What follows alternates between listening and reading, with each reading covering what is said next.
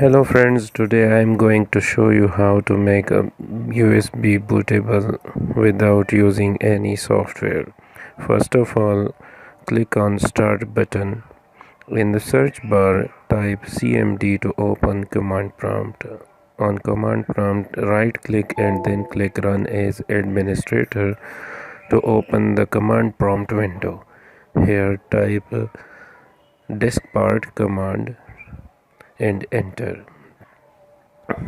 This will enter into diskpart command. Here you should type list disk. This will show how many disks are connected to the computer.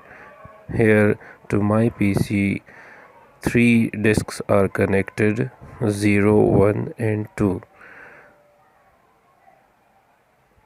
My USB is disk 1. Be very careful in selecting the disk. You should not select wrong disk. It will be risky.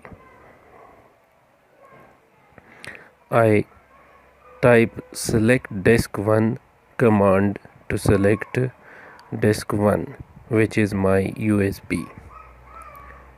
Disk 1 is now the selected disk.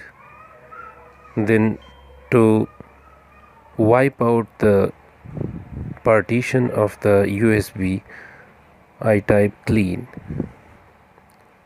Here cleaning process is successful.